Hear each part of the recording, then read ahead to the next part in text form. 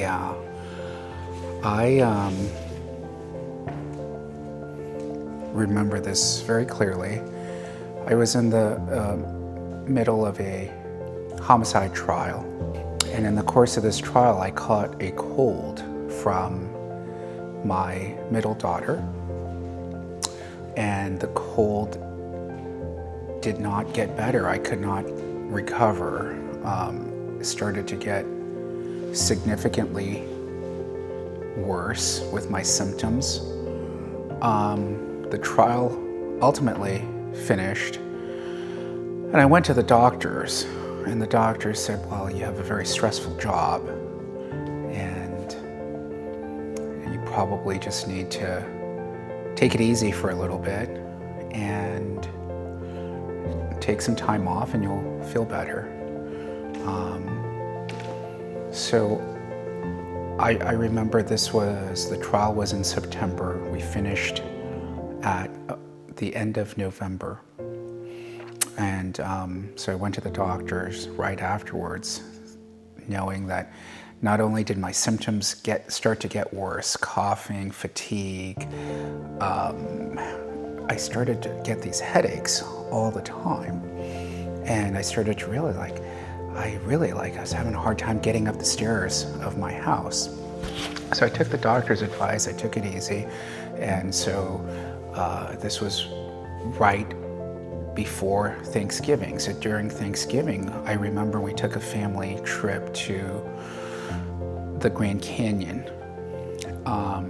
So we flew to Vegas, rented a car, and I just remember that trip being so distinct in my mind, where I wasn't able to help my wife load the luggage into the trunk because I was physically weak.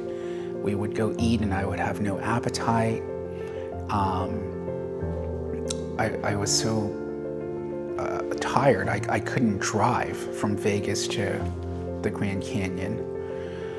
And so I came back from that trip and we went back to the doctor. And I remember by that point, I was so weakened, I didn't have enough energy to even prop my head up.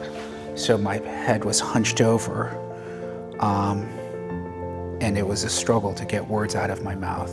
And then the doctor said, well, your posture is terrible.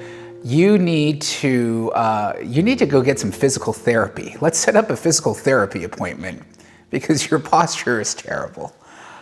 And I said, okay, but I just want to let you know, I can't even open my eyes, and I'm feeling really just weak. So we got a evaluation to go, or referral to go to physical therapy. And then I remember my primary care physician's nurse practitioner called and said, we've tried a lot of things. Would you like to just do a blood test?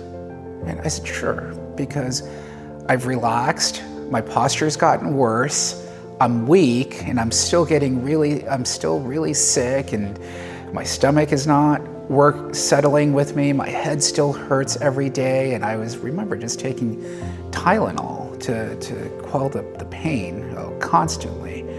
And I said, sure, whatever will work. Let's try and do a blood test. And I went in on a Thursday to do a blood test. And they called me back on a Friday morning and said, hey, can you come in again? Or they called me Thursday evening and said, can you come in again? Our machines are broken because your test results are off the charts. Something's not right with our machines. So we need a second test. So I said, sure. It's Friday. I go in for a second blood draw, and the results of the second blood draw were consistent to that of the first one. And they said, well, it's not our machines, it's you. We think you might have leukemia. And shocking to me at that point. I'd never really heard of the disease. I didn't really know much about it. I they had to then rush, to do a confirmatory test. They had to do a bone marrow extraction.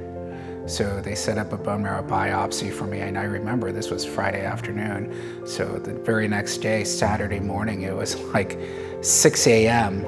I am at the hospital doing a bone marrow biopsy. It was super painful.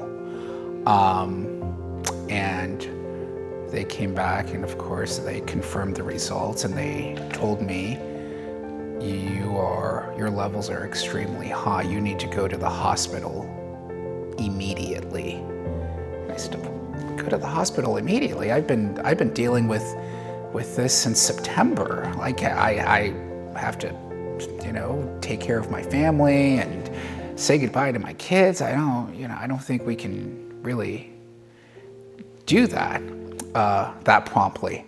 And they said, okay, well, look, if your temperature spikes, if anything happens, you need to go to the emergency room, but we're gonna make sure that you have a bed at Stanford first thing on Monday.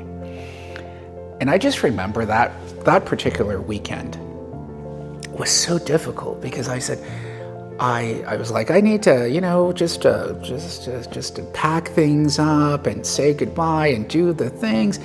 And I remember like Monday morning coming around telling my wife, I can't wait to go to the hospital because that weekend I couldn't get out of bed. I couldn't think. Everything was, my entire body was breaking down. I couldn't eat. I couldn't go to the bathroom well. I had no energy. I could hardly breathe. And I just remember like, it's time to go to the hospital. Let's go. That morning. And my wife is like, I can't believe you want to leave so quickly.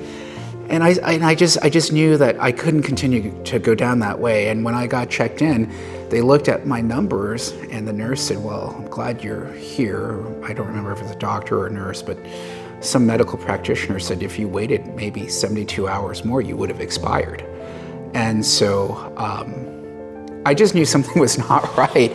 And I'm so grateful that I made it to the hospital in time, because a lot of the times with leukemia, it goes undiagnosed. It just goes as weakness, and you just feel like you're sick, but you don't really know what's happening. And so I cut it really close. And so that was my diagnosis story.